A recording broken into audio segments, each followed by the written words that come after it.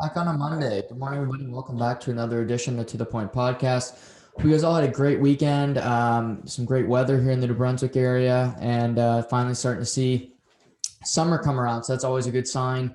And it was a jam-packed weekend of sports, not just from action, but just news from around the sporting world.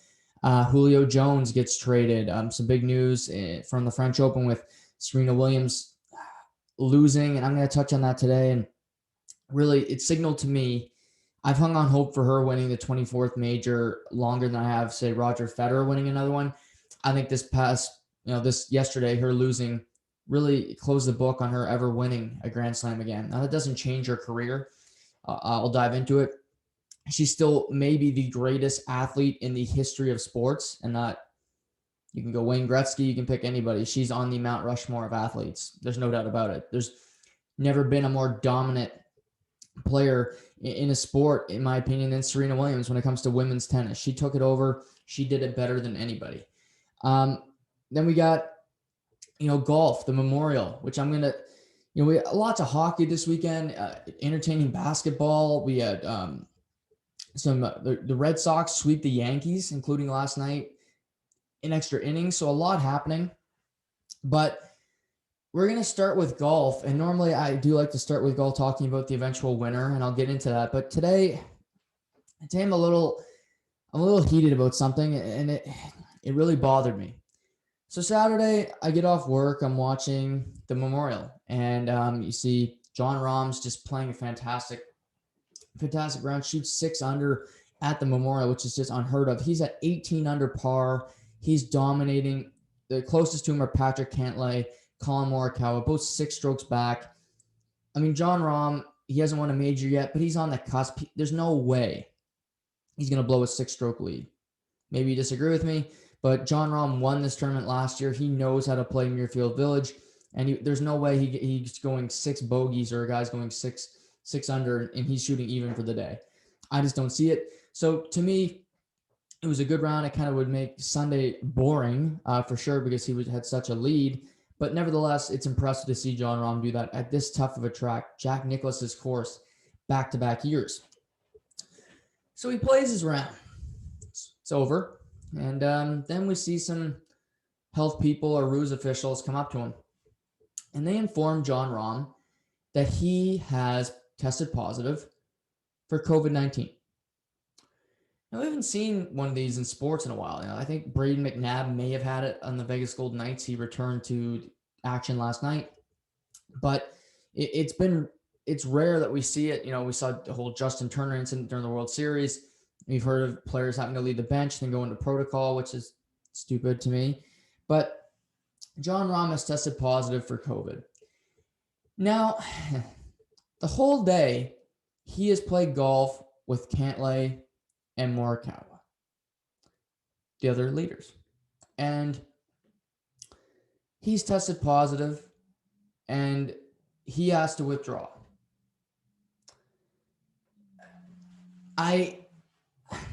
This is definitely COVID fatigue. If you're my parents, if you're a friend of mine, you are probably sick of me talking about COVID because I'm beyond done with it. And again, I'm in Rexton, New Brunswick. We're lucky here. We're not in Ontario where it's like authoritarian. You go outside, somebody's out there to whack you with a stick. But Jon Rahm is 18 under. He's going to win this tournament. It's a big check. It's close to $1 million he's going to win. And he can't play Sunday because he's tested positive for COVID. He's been around people all day. There's patrons everywhere following him. He gets into a cart when he withdraws with his caddy and with just a random guy driving a cart. He's been exposed to everybody. So my argument here is he should have golfed yesterday. And you know how they could have done it? He could have golfed by himself. He could have went out with a group on his own if that's how it had to happen. Now, Colin Morikawa and Patrick Cantlay both said after the round they weren't worried about it because they both said they had already had COVID, and then Cantlay said he had COVID and wasn't going to tell people if he was vaccinated or not. 2 and 2 together, he's not vaccinated. That's his choice. But I found that funny that he's like, it's none of your business if I'm vaccinated or not. Just, you're not. But Jon Rahm should have been able to play yesterday. we're at the point in life, and I truly mean this, that we are afraid. Our culture is just a fearful culture where something happens out of the norm and we just fall to the floor and we just listen. And it's all about a fear-based mentality where sometimes life just has to go on. Plagues, wars, different parts of history that were way worse than COVID-19. Guess what? Life went on sooner than we are right now. You see in the United States, in Vegas last night, there's 18,000 people in the arena. I love seeing that. Down in the States at Muirfield Village in Ohio, there's patrons everywhere. But one player tested positive and now he has to withdraw. And he's playing with the two players that played in the final round yesterday. So they get to play. He doesn't because he tested positive.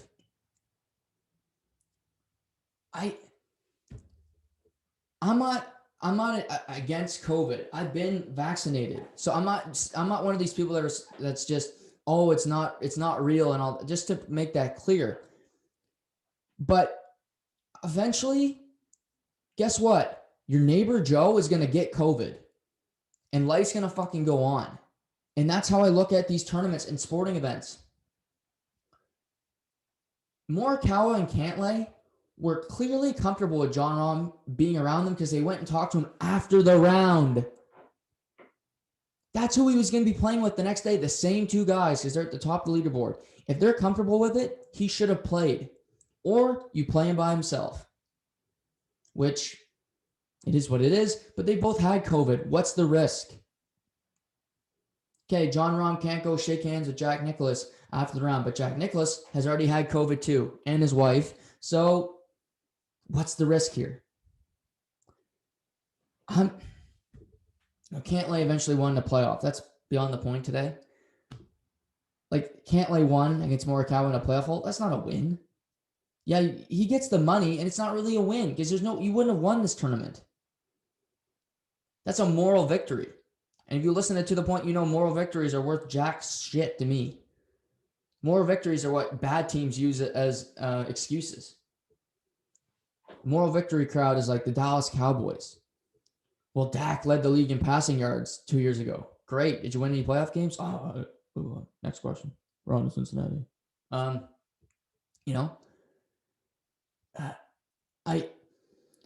just think we're through this time. We're through COVID, and you got to find the other side. And just because we're on this topic, I'm just going to go through it, and a lot of people will disagree with me, but I don't care. Coaches wearing masks on benches in the NHL, my God, that's stupid. They're with the players all day, every day. Do you think they got a mask on in the locker room? I don't. Do you think they got a mask on when they're in the calf, hanging out, shooting pool? I don't. And if you do, I think you need to get your head out of your ass. When you, people, it's crazy to me that there's still all these rules when we were told get vaccinated and then restrictions will be loosened. Well, it's pro sports. It's in life, not everything's fair. And they're professional athletes. They make a lot of money and they provide entertainment, a service to everybody. If there's no sports, my life would have no meaning. That might sound really sad, but I mean it sincerely. They shouldn't have to wear a mask. They shouldn't have to be tested every day. Because if you get vaccinated, you get certain privileges, and athletes should get privileges anyway. They should be at the top of the line. Yes, let senior citizens and older people go first. But after that, it's athletes. Because guess what? They're providing an essential service, in my opinion. We've been stuck at home for over a year, not being able to travel. What has been one of the biggest escapes for people, at least in my opinion, my social circle? Sports, entertainment. That's what we all crave. You look for something to, okay, you can't go see all your friends, but at least you you can get in a baseball pool, or you can do a Zoom and watch the game together, and, root for your team. That's something we can tangibly do. And just and play like healthy scratches, having to wear a mask. You're sitting up there with your teammates you've been around all day. Who the hell else is in the arena? Especially in Canada. Like Mark Scheifele suspended having to wear a mask. Or, the Black Aces for the Montreal Canadiens up in the press box wearing a mask last night. Like, I burned that fucking thing. But that was just my tangent for the day. It started with Jon Rahm, but just seeing around the world of sports how it's still so regulated, and we're still so, people in today's age are so afraid to make a decision that's not a popular one. Me saying this today is probably not a popular opinion because it's against the status quo, so to speak. But I don't care. I've never been status quo. I'll never be status quo. I like to rattle some cages. And apparently, government, because our government in Canada, full of people with no balls, and people, like, it was big news yesterday that the NHL is going to allow the American team that likely the Montreal Canadiens will play in the conference final to cross the border. Like, no shit. That should have been done a long time ago. It took forever for them to announce it. And you know what? That should happen. And there should be more than 2,500 people in the stands at a game. In the next round, there should be more. I'm not saying 3,100. That's not a big, that's toilet paper. Get some people in the buildings. Get life back to normal. That's all for a year. The word I hate the most out of all the buzzwords for COVID is normalcy. I hate that word. I never want to hear it again. Well, what's more normal than having people in stands? You're late in the year. Montreal Canadiens likely are going to be in the conference final. They haven't been to a Stanley Cup final since 1993. You're telling me load that building with people. Load it up. Vegas, there's 18,000. What an atmosphere last night. Carolina, that building's is going to break down. Nassau Veterans Memorial Coliseum, that building's rocking. Get it filled. And now that the government has granted an exemption for Colorado or Vegas to cross the border to play Montreal in the conference final, the Toronto Blue Jays should be playing at home. I'm not a Blue Jays fan. I'm just talking just real life. You're playing, open up the dome. If that has to happen, airflow, whatever else, stupid Fauci doctor rules, open that bastard up and put people in there. You're outside. We're supposed to be outside. That's where it's the safest in COVID. Get that building open the roof, get some people in there. It's a big stadium. If you can't put 20,000, put 8,000 people in there. Whatever the rules are. But it pisses me off to see the United States, and people can say, oh, they did it wrong and the vaccinations are whatever. I don't care at this point. They're moving forward while we're in neutral right here in the middle. I like to move forward. I like to speed, literally and physically, when I'm doing things. And being stuck in the mud, stuck in quicksand, seems like we're getting dragged closer back to the beginning than we are to the finish line most days to me. And I get the Blue Jays home, and you know what? They have a hotel literally attached to the Rogers Center. So the Tampa Bay Rays, they're in town for a weekend series. They don't have to leave. You have a hotel, stadium. That's it. If that's what the rules have to be, yeah, they might not like it, but that's the rules. And I just think it's pretty simple right now that if you can't do all this and you can't make me happy, at least loosen some, like wearing a mask. Like the ball players in the dugout having to wear a mask after they have an at-bat. Are you kidding me? Like, come on. But there's my tangent on a Monday. Could have talked a lot more sports in that time period. But I just think this is simple stuff. And maybe it's an unpopular opinion. Let me know in the comments. You can roast me all you want. If you're more health, safety conscious than me, to be very honest, I would rather die going 100 miles an hour than, die going a sloth pace. That's just me as a person. I like risk. And to me, this is not even a big risk. It's just common sense. It's just moving forward life. Like living life in fear, living life in neutral is basically not living.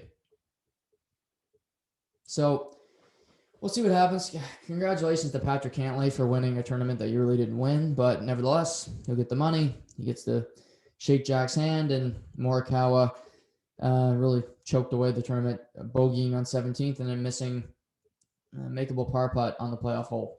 So Cantlay gets to win there. We're just over a week and change away from the U.S. Open at Torrey Pines. So good momentum for Cantlay going into that big event, which we'll be covering extensively here on To The Point.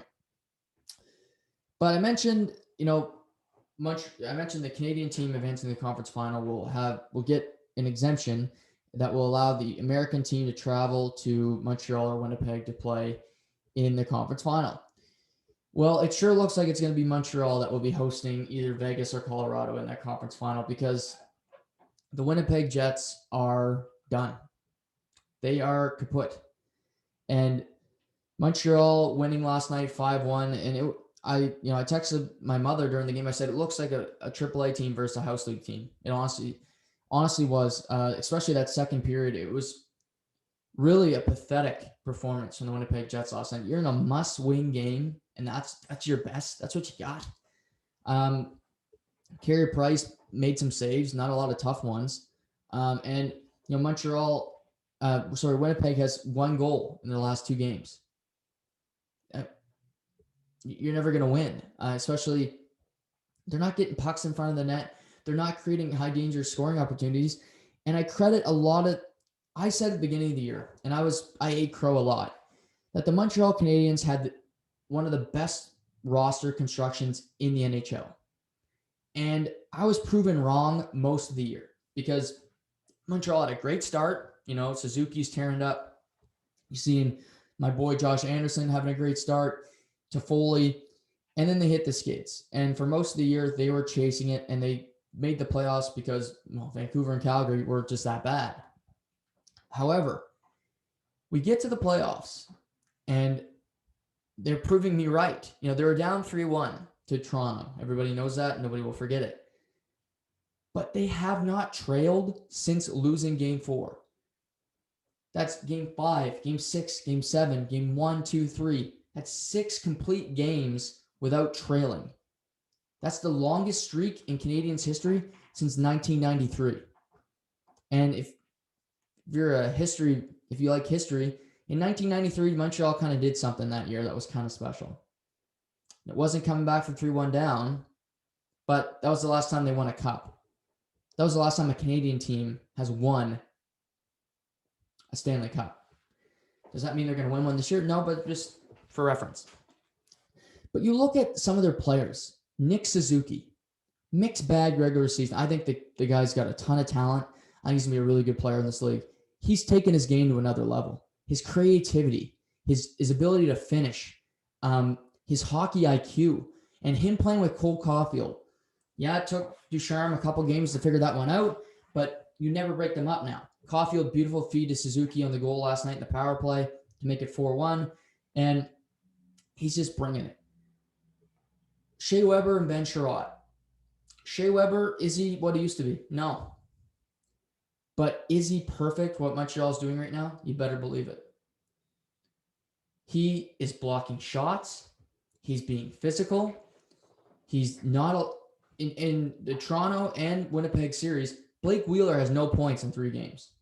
Kyle Connor has 1 goal in 3 games. Nick Ehlers has 1 point in 3 games. Pierre-Luc Dubois has none. Shea Weber has a tangible impact on all of that because he's on the penalty kill. He's playing against the top players. And he's making life difficult. You see guys get pissed off. Weber's in the middle of it. He's taking guys out of scrums and getting them off their game. And you also got to credit Ben Sherratt. This guy, points this year, he was injured, and then he had some inconsistent play. He was kind of a punching bag. I knew when he he signed in Montreal, that was going to be a great, great signing. This guy is just a hard-nosed defenseman that knows how to play. And he does it night in, night out. Is he going to do anything fancy? No. But he's Toronto's Jake Muzzin. No offensive flair. But he's the perfect complement to Shea Weber. And his ability to block shots. I love the way the Montreal D's step up in the neutral zone. They don't allow teams to enter the zone with an impact or with pace or even creativity, because they may have to chip it in. But guess what? The other D's back there, it's a quick exit. Game 4 tonight, 9 o'clock, watch how Montreal breaks out of the zone. It's really easy. It's super easy. Winnipeg is not providing any resistance, but that's also Montreal just playing the puck really well and knowing what to do. Now, saying all that, I got to look at Winnipeg, and I'm pointing out a couple players here. Pierre-Luc Dubois. I loved him last year. I thought he was great for Columbus in the playoffs. He dominated against the Toronto Maple Leafs. He made Austin Matthews look like Fozzie Bear most nights, just a non-factor. He was a horse. This playoff, Mark Scheifele goes down. Suspension. I didn't think it was 4 games. I didn't think it was a suspension. Nevertheless, I'm a Neanderthal, so I'm wrong. He gets 4 games. You know that. You know he's not coming back to at least game 6. And there are 2 games. Game 2, these past 2 games, you could have told me he didn't dress and I wouldn't fight you on it. Game 2, I think he had 33 seconds of possession time in the O-zone for the entire game. Like, that's not going to cut it. And he's playing with Wheeler and Connor, and that line's just lifeless. And that's the top line for the Winnipeg Jets. 2 goals in this series have come from Adam Lowry. I love Adam Lowry. He's a horse, the third line center. But you need more from the top players. So I look at Dubois and Kyle Connor. Like, where is it? Where's the creativity? Where's your Kyle Connor's got a great shot off the wing. We've seen him score many times this year. Where is that? It's just not there. And then Josh Morrissey. He's taking stupid penalties. He's the turnover machine. He's the Aki Berg of the Winnipeg Jets right now, just throwing pizzas up the middle, just basically saying, get to the front of the net. I'm not going to box you out. Just take whatever ice you want. I'll have it, And it's too easy. Montreal, are they a skilled team? No, but they're a heart team. That's one thing I'll say about them. They have more heart. They had more heart than the Toronto Maple Leafs, and they got a hell of a lot more heart than the Winnipeg Jets. Because Winnipeg, since game 1, hasn't shown up. They lose game 2, 1-0. It was a shorthanded goal. It could have been 3-4-0. Hellebuck made some good saves down the stretch. But you look at their team. The Winnipeg top line, pathetic. Montreal, you want to look at heart? You want to look at just telling people you're wrong? Look at their 4th line. Yoel Armia had a tough season. 2 concussions, really bad concussion when he got hit by Tyler Myers, but he comes back and fights through it. Just a tough thing. Then you got Corey Perry, a guy who played fantastic for the Dallas Stars last year, but he couldn't get a job. He desperately wanted to sign with the Toronto Maple Leafs. That was reported. I believe it. He wanted to go to Toronto, but they're not. Nah, we'll take Jumbo. Okay. So he goes to Montreal, kind of a scorn lover, so to speak. And then you got Eric Stahl, who, when he got traded to Montreal, it looked terrible. That 4th line combined for 5 points last night. Armia and Perry both have 6 goals combined in the playoffs. And they're a 4th line. Armia, 2 goals last night and an assist, including a shorthanded goal. And this is all to say that this group of players, they're all cast-offs. They're all people that you wouldn't say you believed in. Armia was a former Winnipeg Jet. But Corey Perry, he defines the Montreal team to me. Is he the most skilled player? No. Is he the toughest player? No. Is he the fastest? No, but he gives it his all, and he wants to win. And sometimes that's just, this time of year, that's what it's all about. Montreal has allowed 3 power play goals in the playoffs. They scored 3 shorthanded goals. To me, that's ahead. It might be even on paper. That's 3 shorthanded goals. That's going to do a lot for you. And, game 4 tonight, I would be really surprised if Winnipeg won. I expect a sweep. After seeing their last 2 games, it's been no life, no effort. Do I see them waking up after them sleeping tonight, after sleeping last night in Montreal, saying, we're down 3-0? I don't see it. But game 4 tonight, it'd be funny. The Canadian division was the last series to start. It may be the first one to finish the second round of the playoffs. So we'll see what happens with Montreal, with an opportunity to close out the Winnipeg Jets tonight at home in front of a jam-packed crowd of 2,500 people. Pivoting to Colorado. Game 1, they win 7-1. Dominating performance, Nathan MacKinnon, Cale Makar. Looked like a video game. Game 2, much tighter game. Vegas played better, but questionable call in overtime. Mikko Rantanen scores on the power play. The past 2 games at least, and I think even in game 2, the Vegas Golden Knights have taken it to the Colorado Avalanche. Mostly last night, but Vegas has just been better. And one of the big lines when they were on their cup run in 2018, when they went to the Stanley Cup final, was the line of Jonathan Marchessault, Riley Smith, and William Karlsson. And over the past 2 games, that line has combined for 10 points. That's what you need come playoff time. Were these guys dominant in the regular season? No. Were they top 10 in points? No, but you need guys to step up when you need them.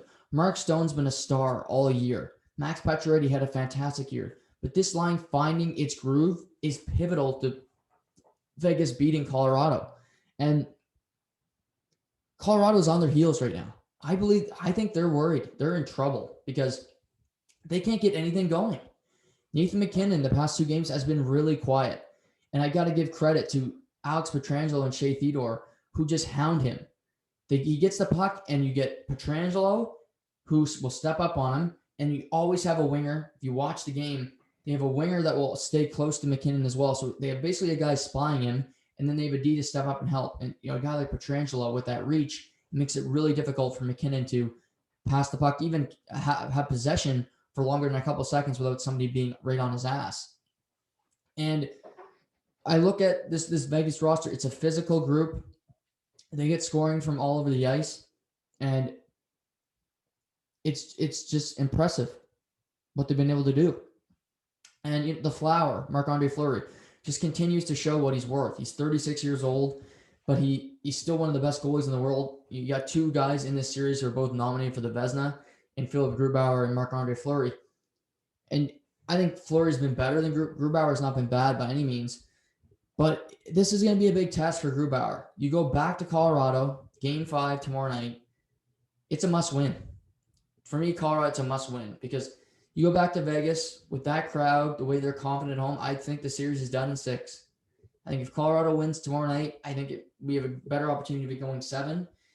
But for Colorado, I think that they miss Nazem Kadri. He's out with a suspension. They miss him a lot right now. They miss his presence, just his physical ability.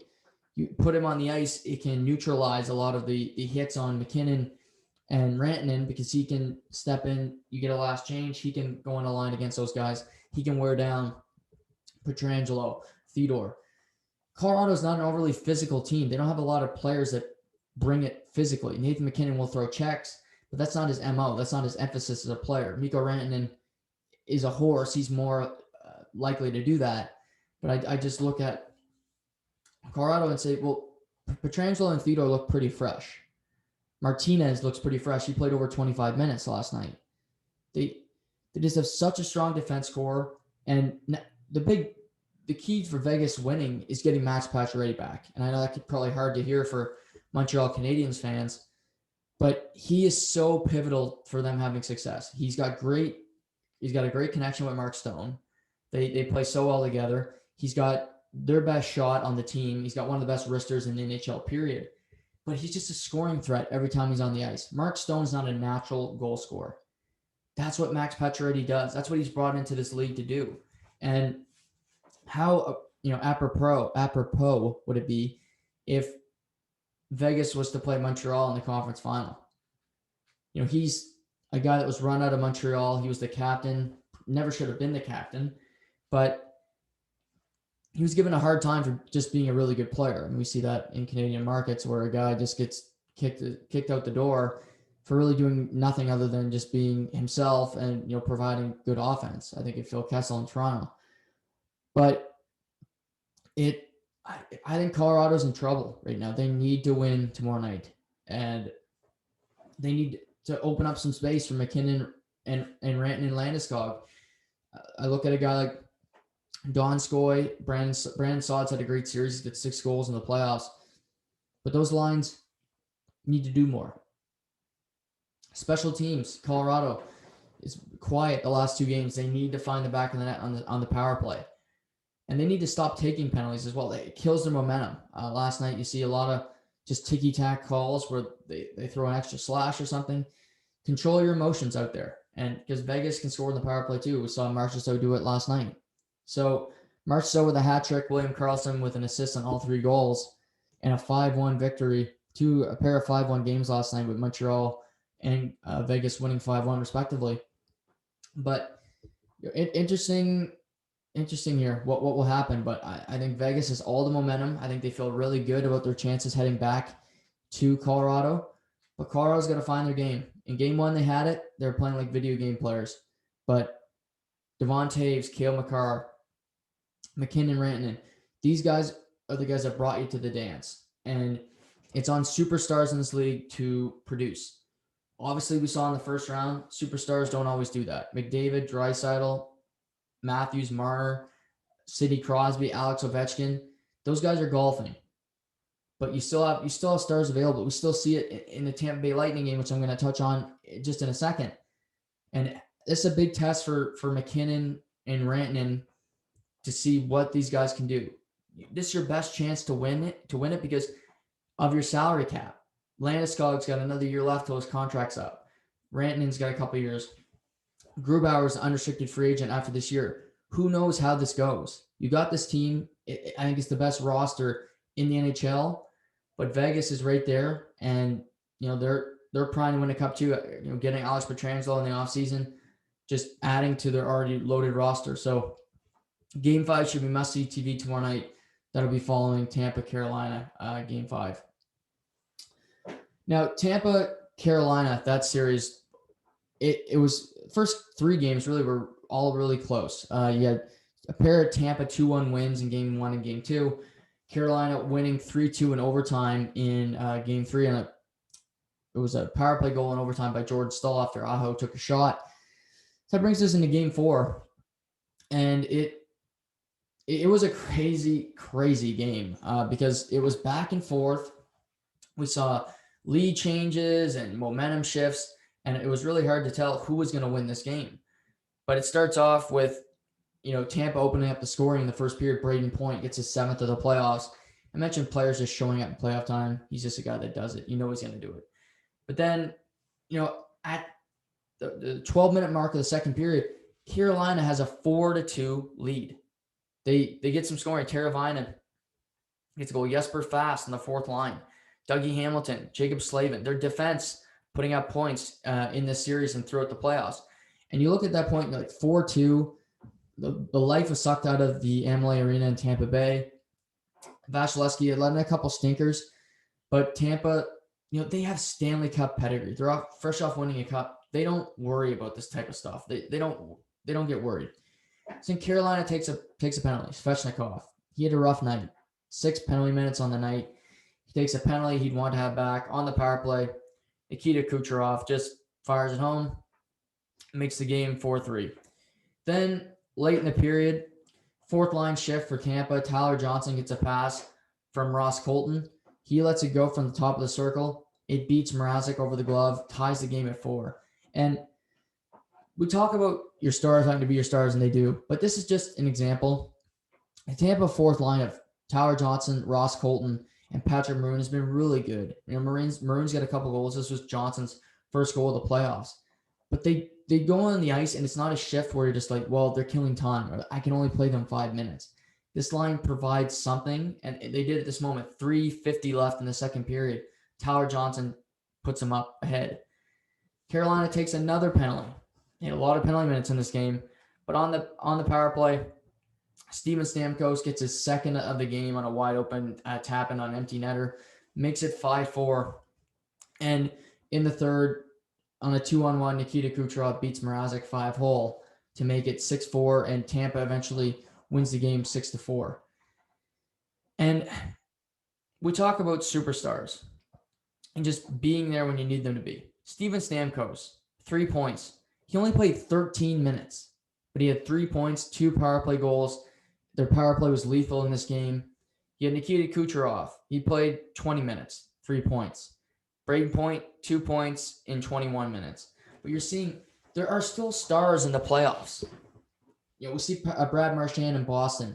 He's one of the most clutch players in the NHL, Sebastian Aho.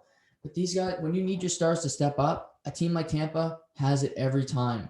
Braden Point, 7 goals. Stamkos up to 5. Kucherov's got 6. Kucherov leads the entire playoffs in points. These guys just find a way to do it. And for Carolina, it's got to be frustrating because you had a 4-2 lead. You probably should have won games 1 and game 2, but you're now down 3-1 against a loaded team in Tampa Bay. And you're without Vincent Trocheck, who's one of your most important forwards. You're without Nito Niederreiter, who's got a core injury, unlikely to return in this series. And you can just tell they're banged up. Warren Fogle returned to the lineup. He's hurt. Dougie Hamilton doesn't seem like himself. I think he may need off-season surgery. And then now the dilemma is, what do you do in net? You had Nedeljkovic the first 2 games. He lost a pair 2-1 games. You go to Mrazek. He gets a win, but then he lets in 6 in game 4. I'm not saying all of them were his fault, but if I'm Carolina, if I'm Rod Brind'Amour, I go back to Nedeljkovic for game 5. He's a kid. He's up for the Calder Trophy, but he lost a pair of 2-1 hockey games. I think he's going to come back in and prove himself. We saw what Joel Quenneville did with Spencer Knight, how he played in game 5 against Tampa, making 39 out of 40 saves. I would do something similar to that. I would have Nedeljkovic go back in there. I think he gives you your best chance to win, too. I think he gives you a better chance to win than Peter Mrazek, the veteran. But, interesting for Carolina to see what they have tomorrow night. You still got great leadership there with a guy like Jordan Staal, and you got Brind'Amour behind the bench, who's never going to quit.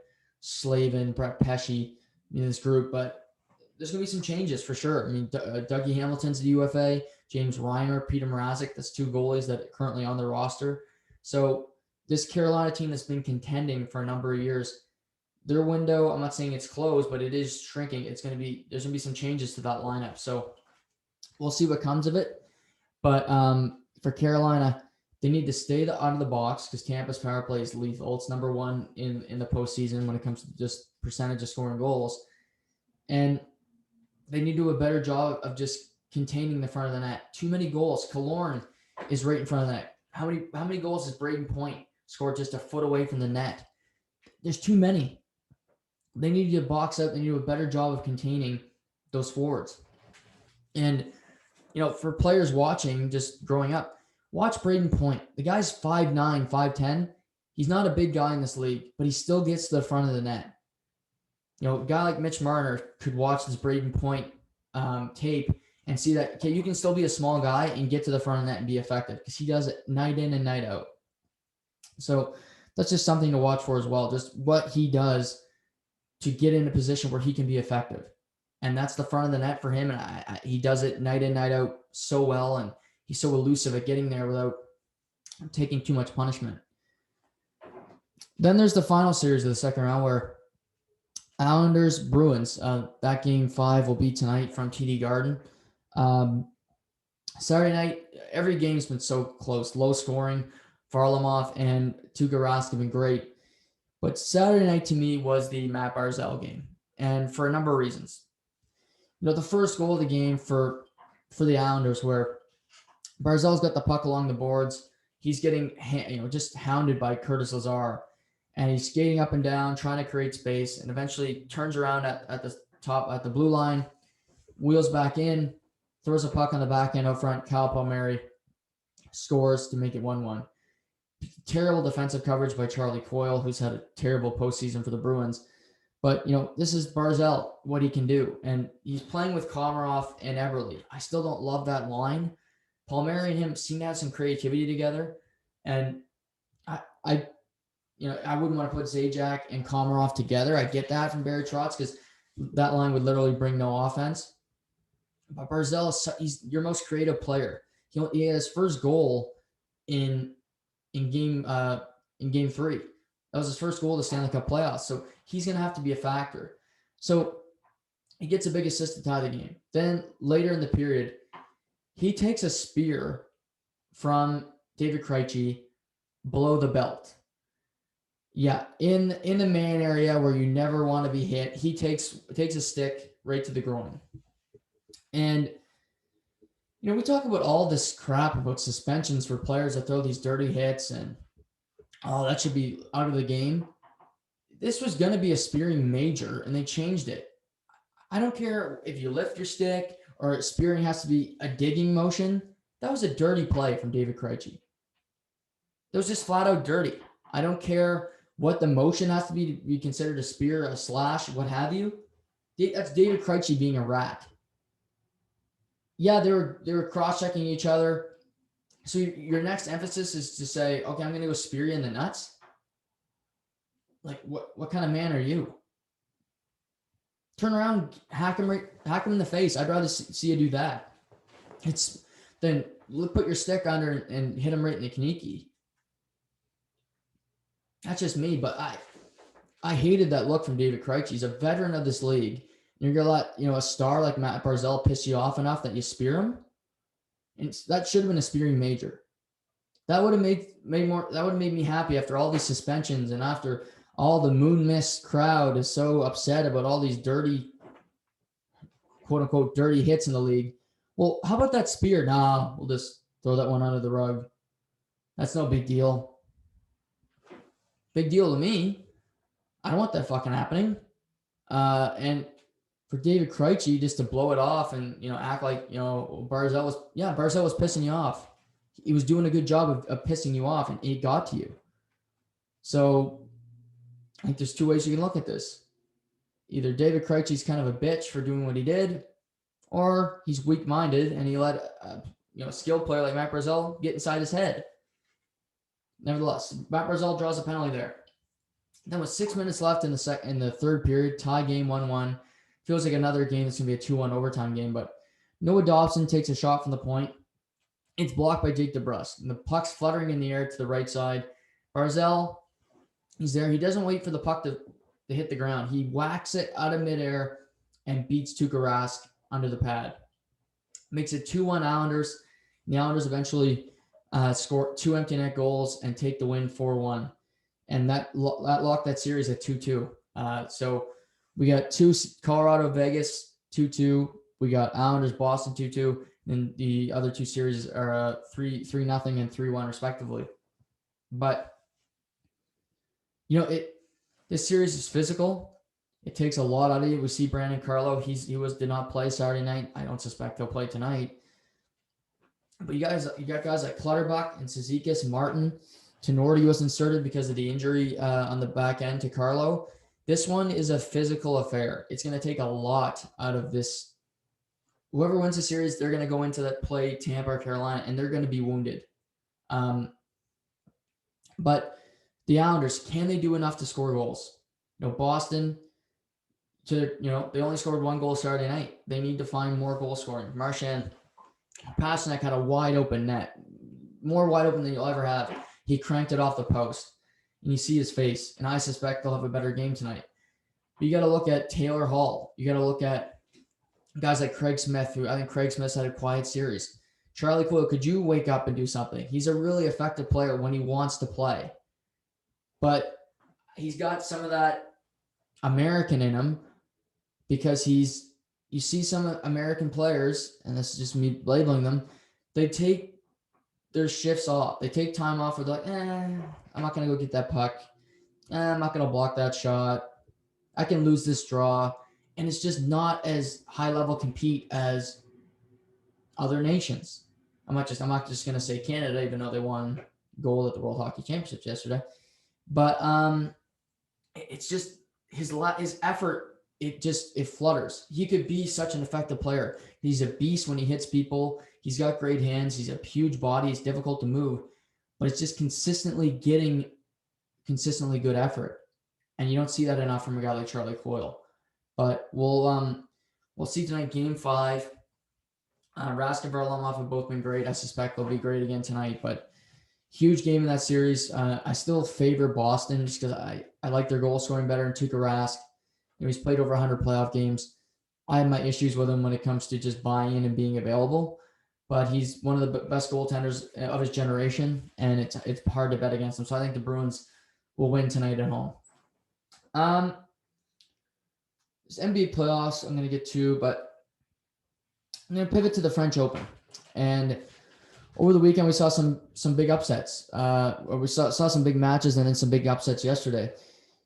Saturday, Roger Federer played Dominic Koepfer, a qualifier from Germany, where Koepfer and him played a long match. It was over 3 hours. It went 7-6, 6-7, 7-6, 7-5. So a tough matchup for Federer, but he got through it. He got the win. But then yesterday morning, it came out that he withdrew from the tournament because of fitness. He's not played much in the past year and a half, and he wants his knee, which he had surgery on twice in the last year, to be ready for Wimbledon. Wimbledon's his best hope to ever win a major, even though I don't think he'll ever win one again. But that's his best surface, and he's going to take precautions to do that. Just going on tennis players and injuries. The toughness of tennis really, it can be hard to quantify because you look at Bianca Andreescu, Milos Raonic, Federer in this situation. I've seen them happen to him before. Guys just pulling out of tournaments. And is the injury legit? I'm sure it's painful at the time, but for Federer, yeah, he said the schedule was tough because you have to play a quick turnaround. But you're one of the best players of all time. Gut it out. I don't think he was going to play Matteo Berrettini today in the 4th round. I don't think he was beating him anyway. And I don't think it's mostly about fitness. I think he said, okay, I'm not in that great of shape. That's probably true. But I'm going to lose to Matteo even if I'm in great health. Matteo's just a better clay performer right now than Roger Federer. Roger Federer's never been a great player on clay. He's only got one major at the French Open. And that was the year that Robin Soderling in 2009 just shocked the world and beat Rafael Nadal. That was Nadal's first of 2 losses at the French. But that was a shocker. That switched everything. But I don't love this look from Roger Federer where you have one of the best players of all time, and it just gives younger players with less credibility the option to say, well, if Federer opted out, then I can. And he wants to win Wimbledon, of course. And this was just a tune-up for him. But go out and play Berrettini and lose. Yeah, it'll suck to lose, of course. But if you beat Berrettini, you got Djokovic. You're not beating him on clay. And I just look at it and say it's not good for the future of the sport for what your stars can just opt out and withdraw whenever they want. It happens a lot. Naomi Osaka withdrew. Halep withdrew. We see Kvitova had pulled out of the tournament. Where's the fitness level? What's going on with these injuries? They're so frequent. And I think it's happening so much around the world of sports. We see it in basketball where the injuries this postseason have just been crazy. And I don't love that look for the game where you have your best players just saying, well, I'm going to pull the chute this week. That's not good for anybody. That shouldn't be happening, but we'll see what happens. But I don't love that look for the ATP or WTA tours where you get players just opting out. Today at the French, obviously the walkover, we got Diego Schwartzman and Struff playing right now.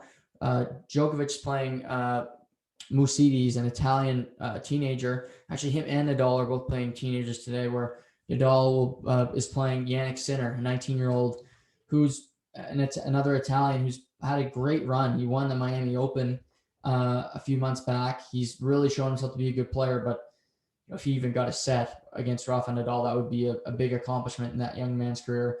I mean, Nadal just continues to dominate Roland Garros, and it looks like it's going to be a Nadal-Djokovic semifinal. They're on the same half of the draw, where you got Zverev on the other side. He looks good. He's beaten Nadal this season on clay, but the big matchup tomorrow will be Stefanos Tsitsipas and Daniil Medvedev meeting in the quarterfinal. But I like Zverev on the other side playing Nadal in the final later in the week. And on the women's draw, it looked like a Serena Williams special where, she hasn't had a lot of success at majors when it comes to getting to the third, fourth round, and she gets bounced. That's really been her track record. But you look at the draw, and I'm like, well, she's got a really good chance here. And her draw right now, this woman Sedancic from Czech Republic, she beat Bianca Andreescu in the first round. It's her first major quarterfinal. Paula Badosa Gilbert, she wins yesterday. She's a Spaniard. It's her first career major quarterfinal. They'll play tomorrow. Coco Gauff. Coco Gauff is a 17-year-old American. She wins this morning in straight sets. Impressive run, but again, 17 years old. You're playing against Serena Williams, likely your idol. It's probably giving me some nerves there. Then you got Anna Pavlyuchenkova, she's a veteran of the tour. She was in the French Open quarters 10 years ago, but she beats Victoria Azarenka yesterday. Victoria was the best one remaining in that draw. So you're like, well, what the hell is happening here? And then, Serena loses in straight sets to Rybakina, who's 21 in the world. But I'm just listing names. There's nobody there that scares you. In the draw, there's still Sofia Kenin. There's still Iga Swiatek, who won it last year. But I'm just saying, for Serena to get to the final, she would have had to beat Pavlyuchenkova and then either Zidansek or Badosa Gilbert, who have never played in a quarterfinal. So I like those odds to at least get to a final, and you may have to play a Kenin or you may have to play a Swiatek. But so that's an easy win. It should be on paper. But I think this is going to close a chapter on Serena Williams' career on winning majors. I think her and Roger Federer will never win one again. I thought Roger was never going to win one again for a while. I think Serena, I've been leaning towards her winning another one, keeping that faith alive, so to speak. But that's closed on me. She doesn't have that killer instinct anymore. Players aren't afraid of her. I think of Tiger Woods. When he won the Masters, he did not win because people were afraid of him. It's because he had a great run. Phil Mickelson did not beat Brooks Koepka because of fear. They aren't afraid of the old legends anymore. Nadal and Djokovic still fear people because they're still at the top of their game. I don't believe Roger Federer fears anyone anymore. People play Roger and they're like, whoa, I got Roger Federer. Matteo Berrettini would have went into that matchup very confident he could beat Roger Federer. And I'm almost up to the point where Roger wins. I'm like, wow, it's a big deal. He played a qualifier. And he's one of the best of all time, but Father Time's undefeated. Tom Brady had an incredible year this year at 43. But he also had the best defense in the NFL, one of the best receiving games, and he was adequate. He was not, a superb quarterback. But it's just things like that. I think this is it for Serena. But we got Kenin still to play today. Swiatek's going to play later on. But, Swiatek, Kenin, semifinal. And then the other side is just wide open. Swiatek and Kenin have both won majors before. Otherwise, we will see a woman win a major for the first time ever. This needs to happen. And that's the great thing about women's tennis. It's so wide open. There's, we say, well, Simone Halep's going to grab the mantle, be the great woman, the next great 10 years. She never could. She won Wimbledon. Since then, she's, puttered in and out.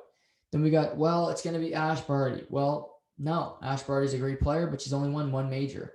It's going to be, could it be Iga Swiatek? Well, she's only really had great success on clay. You can't be a dominant player only winning on one service. Serena Williams dominated everything. Is the next great one going to be Serena Williams? No. But you need at least to be competitive at every major, get to a quarterfinal, semifinal. Maybe it's Sofia Kenin.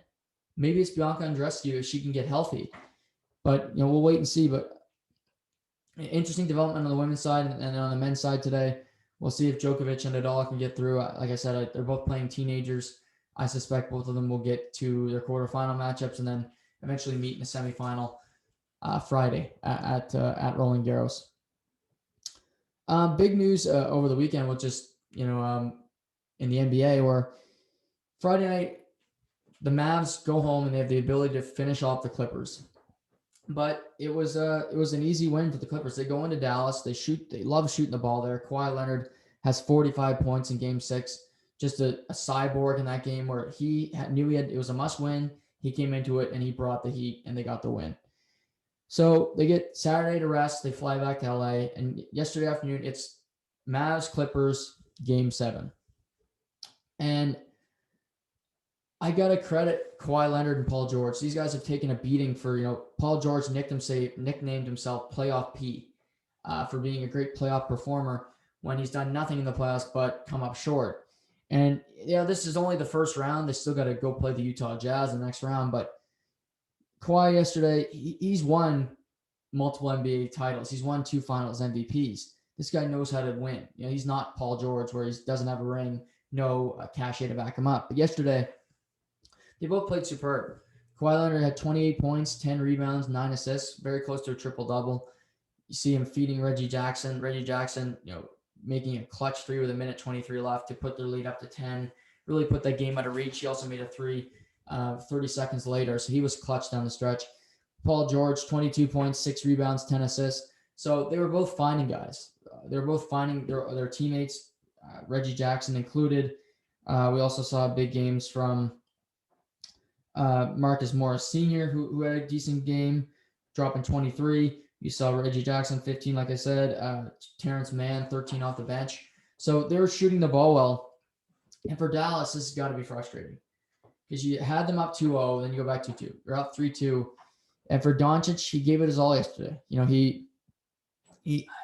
I love the guy's effort. 46 points, 7 rebounds, 14 assists.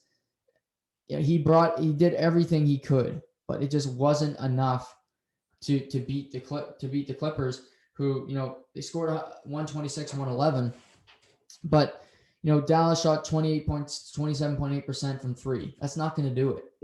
They shot under 60% from the free throw line. That Doncic is part of that problem. He's a terrible free throw shooter. But this series, it just proved, Doncic is going to be a star of this league for a long time. But he does not have the supporting cast right now to help him win. Porzingis, when he was with the Knicks, everybody saw him as the unicorn, the next great 7-footer. He can shoot from 3. He's just not consistent. He can't play in the low block, and I just don't think he's that good of a player. Tim Hardaway is hot and cold. When he's on, he can't miss from 3. When he's off, he looks like a shell of himself, only scoring 11 points yesterday in 43 minutes. Finney-Smith, 18 points, but their bench yesterday for the Mavericks had 6 points as a team. You're not going to win. That's not going to happen. You look at the Clippers, they had 27 points off the bench. So 27. The margin is hard to win. And Dallas had 6 more turnovers. So the Clippers move on. They're down 3-2, but they advance. That's the main thing. They're going to play the Utah Jazz. That series starts tomorrow, so quick turnaround for the Clippers. But you look at that matchup. I think it's going to be tough for the Clippers to match up because Gobert's in the middle, Donovan Mitchell, you got Bogdanovich. I think this is going to be a really, really good series. I suspect it'll go 6 or 7, but I still favor Utah. But this is a big series for Donovan Mitchell. I think he's a star already, but this would be a big coming out party. We saw Devin Booker do it against the Lakers. Could Donovan Mitchell kill the Clippers here in the second round? They lost in the second round last year to Denver. Can Utah give them the same fate? We'll see what happens there, but I still like Utah with their bench and with what they can do with Jordan Clarkson and all their other compliments of that team. But we'll see what comes of that series. Starts tomorrow night in Utah.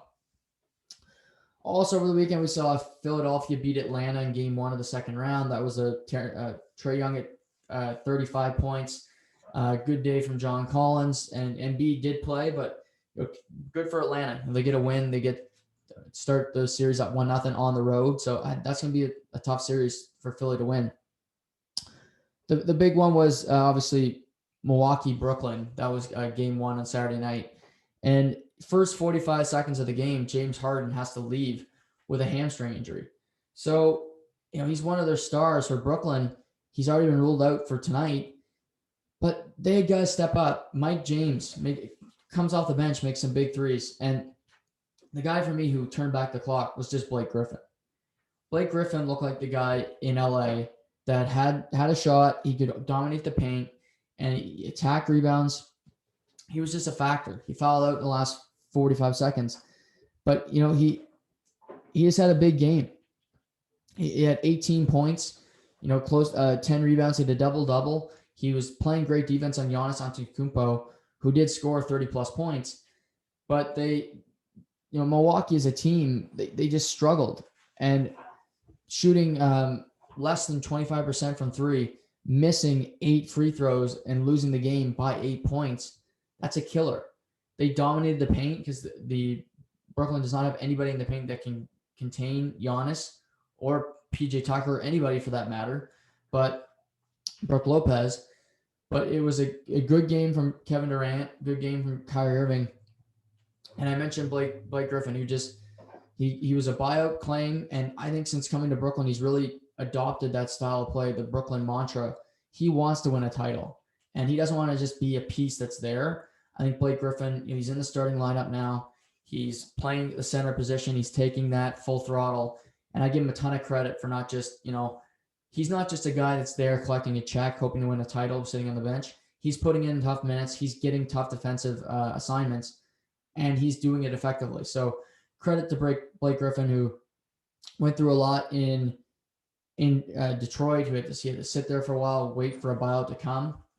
But he's making it work in Brooklyn, and no James Harden again tonight. So you're going to have to see guys step up. But I look at a guy, like they got to hope to get Jeff Green back in the lineup because he's obviously important when he plays. But if Blake can continue to play well, Kevin Durant's going to be Kevin Durant. But for Milwaukee, win tonight. There's no James Harden. Who knows? He could be back in game 3. Drew Holiday, Giannis, this is your night. Put up or shut up type night. You go down 2-0, yeah, you're going back home. But I think Brooklyn's going to be really, really confident. And Bryn Forbes off the bench, make your threes. He had a lot of open looks in game 1. You got to knock those down. PJ Tucker in the corner, make those threes when you got him. Keep playing tough defense on Kevin Durant. I thought he did as good a job as he could do in game 1. So, and keep bringing the ball to the paint. Don't settle for bad 3. You shot 20.7% from 3. Get the ball to the paint. Nobody can defend you in the paint. They're not playing DeAndre Jordan. Blake Griffin's an undersized center. Jeff Green will be an undersized center if he's in there. So Brook Lopez get to the paint and Giannis get to the paint, because that's where if Milwaukee's going to win this series, they're going to do it in the trenches, not from behind the 3-point line. And a great weekend of sports, like I said, a lot to break down as we did today. But I'll end the podcast talking about Julio Jones, who was traded from the Atlanta Falcons to the Tennessee Titans for a 2nd round and 4th round pick. And Julio, he's asked for a trade for a while. He wanted out of Atlanta. He's 32. He is an all-pro receiver, but he's had a number of injury issues. His feet have been a problem. But when this guy's in the lineup, he is special. He's still one of the best receivers in the NFL when he's healthy. That's the biggest thing for Tennessee. Keep him healthy. If you can do that, this is what you got. You got Ryan Tannehill at quarterback, who's proven in the last 5 years he's one of the top 10 best quarterbacks in the NFL, period. He got rid of Adam Gase, and look what happened to him. He's just a star. Then you got A.J. Brown at receiver. A.J. Brown is a number 1 receiver in this league. He can catch 50-50 balls. We've seen him play in big games, including against the Patriots when Brady was still there. This guy is huge in the playoffs. Then you get Julio Jones on the other side. Just a monster. You can't contain both those guys. It's impossible. Then in the backfield, you get Derrick Henry, the best running back in the NFL. And what are you going to do with that? Okay, you're going to load the box for Derrick Henry. Okay, we'll go play action. We'll get Julio and AJ running cross patterns. And if you cover that, we'll go to Austin Ferkser underneath. He'll pick up 10 yards, easy first down. But this team, offensively, is going to be scary to watch. Defensively, they were bottom 5 in the NFL last year. They got rid of half their roster. Malcolm Butler at corner, gone. Adoree Jackson at corner, gone. Wesley Woodyard at linebacker, gone. They got rid of 3/4 of their secondary. So if they can turn that around, this team will be a threat to win the AFC South for sure. Indy's really their only challenger, but they could be a team to push for a Super Bowl. The AFC is going to be tough this year. You got Cleveland, who's really good, Buffalo, Kansas City. I think the Chargers could be a sneaky good team. And then you have a team like Tennessee that's always lurking. Indy could be good too. So Baltimore, it's the AFC is going to be tough, and having good targets, having good players in your roster is imperative to success. And I credit Tennessee for going out there and saying, yeah, Julio's an injured guy, but we're pushing our chips to the table right now, and our only thoughts are on winning. So we'll see what Julio looks like in a Tennessee uniform in the not too distant future, with training camps coming at the end of July. But that's going to do it for today's podcast. A lot happening this weekend. Thank you for going through my COVID rant. I hope you guys are all doing well. Enjoy the weather while it's here. Stay safe, stay healthy. And as always, we'll talk soon.